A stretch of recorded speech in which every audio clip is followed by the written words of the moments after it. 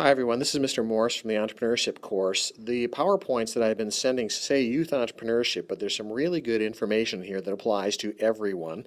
I've received a couple requests to spend some time trying to highlight the most important parts of the PowerPoints.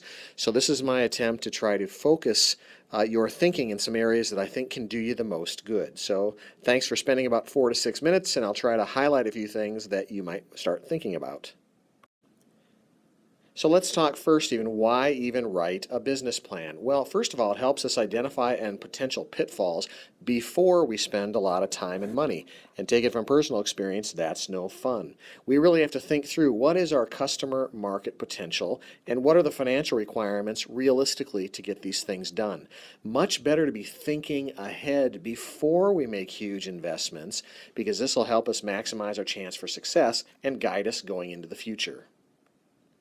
So the sections here, I'll let you study on the PowerPoint, but the idea here is that we want to cover as comprehensive of a story of our business as we can.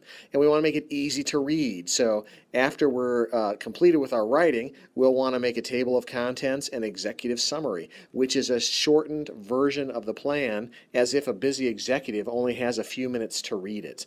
Then we'll want to include the sections about the product, about management, how we'll market, the financial pieces, how we'll monitor and measure, and our exit strategy. And I talk about this in other areas of the module, but as you do a business plan, this is the outline that you should be following.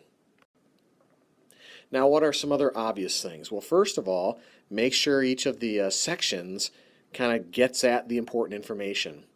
Have as many facts as you can as possible. I know in the past I have tended to say, well, I really like this and the things that I like, etc. Use facts to support your thinking. Also, make sure you have another set of eyes review it so you don't have spelling errors and your grammar looks good and that the financials look correct. And have it look as clean as possible. Whether you print or email it, make it readable because remember, part of this is just a sell and you want the person to enjoy reading the document. Now, what is an executive summary? It's usually written last, and what you're trying to do here is come up with a very brief sentence or two description of the business. Why is it so unique? Who are those customers out there? Why you are the right person with your team to start the business? And what's the financial potential? This is really what someone wants to know if they're thinking about investing or offering a loan or joining your company. Then we want to have a bit about the product and the service. And again, the key here is what's special about that product? Do you have any proprietary rights? And most importantly, how will you get it done? Do you already have orders or are you making them as you go? And what is your plan? I think these are the key parts that you'll want to be sure to include. The management section, the key here, which this is a really good point, you need to sell yourself and your team so that this investor or this lender or whomever is reading understands that you are the team capable to lead the venture. So make sure to talk about consultants or insurance agents or family members or other experienced people. It is absolutely okay to talk about the team that is surrounding you. If you have a legal structure figured out, be sure to put that down, other advisors and other consultants. In the end, what you want to do is demonstrate that, yep, this is me as the entrepreneur, and I have this whole crew of folks around me helping to support me. That's what people will invest in. Marketing plan, things you can expect to see in a solid business plan is about what's the market size and customers, what are the trends, what are competitors doing. Tell me as much as you can about the customer. This helps me understand if there are enough people out there to make this a viable venture. And so really you want to think about who is this customer and how are you going to use that as a target market to succeed. The plan then basically needs to show that this is a large and growing market. You need this to be big enough that it can actually sustain what it is you want to do. You want to show that you have knowledge of the competition. And if nobody else is doing it, you need to be able to answer why. Why is it nobody else has thought of this?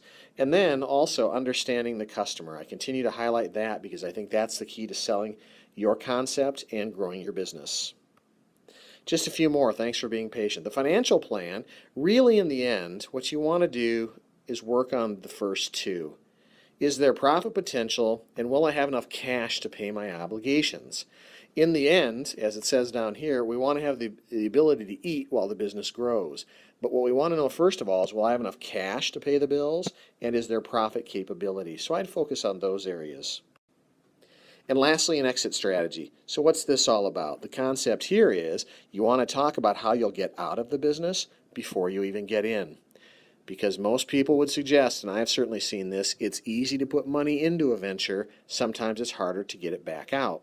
So be pre-thinking. When and how might you close? What would the tax implications be? How will you distribute the assets you have? Or are you going to try to sell to somebody? What's your way of getting out of the business and cashing out? Sometimes you'll hear that referred to as harvesting from all your work.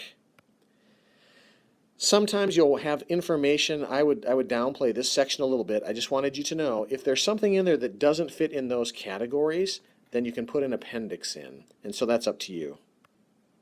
So in the end, guidelines to remember. Write an executive summary that gets somebody's attention. Be sure to describe the product. Talk about why it is unique. What's going to be proprietary about it? Make sure you show that you know this market a little bit. Talk about your team and who's involved, and where is the revenue going to come from. Similar themes over and over again, and these are the important points that someone will be looking for. Thanks very much for your time. If you have any questions, please let me know.